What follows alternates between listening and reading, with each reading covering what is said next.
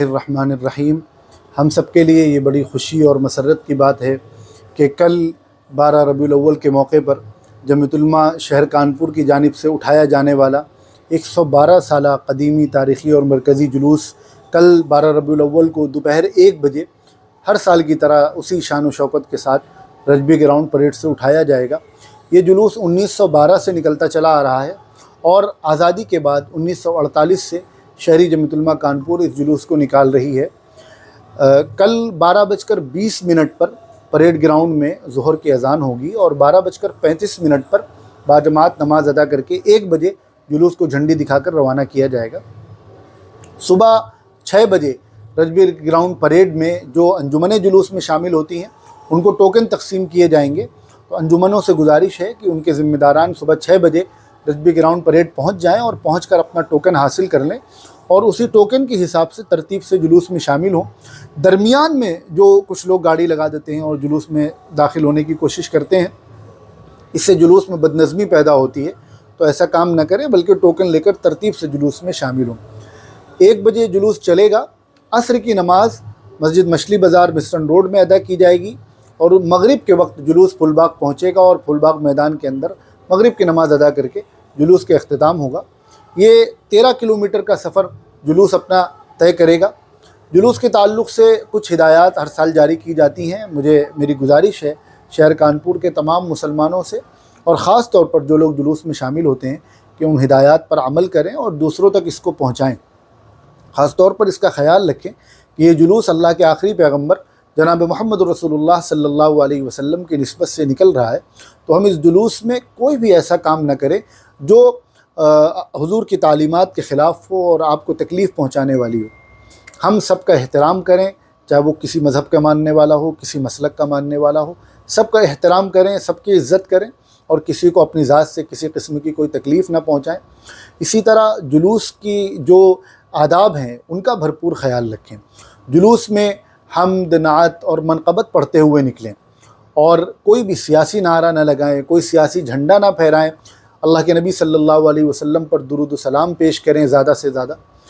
جلوس میں جو ہم تبرکات تقسیم کرتے ہیں، کھانا وغیرہ، انہیں پھینک کر تقسیم نہ کریں۔ حضور کی تعلیمات میں رزق کی احترام کی بڑی اہمیت ہے۔ حضور کے نام سے نکلنے والے جلوس میں اگر رزق کی بے حرمتی کی جائے تو یہ ایک افسوس کی چیز ہے، تو رزق کی بے حرمتی بالکل نہ کریں، رزق پھینک کر تقسیم نہ کریں۔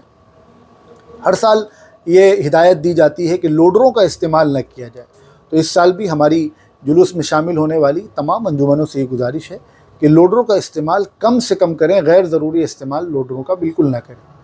اور جو ڈی جے ہم لگاتے ہیں، ڈی جے کا استعمال کرتے ہیں، تو ڈی جے کا استعمال بالکل نہ کریں۔ یہ ڈی جے ہماری صحت کے لیے بھی نقصان دہ ہے اور ہمارے کان وغیرہ کے لیے بھی نقصان دہ ہے،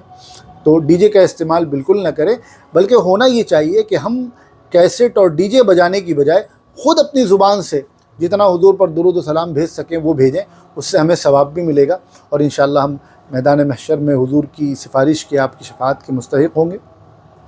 اسی طرح ہم جو علم اور جھنڈا جلوس میں استعمال کرتے ہیں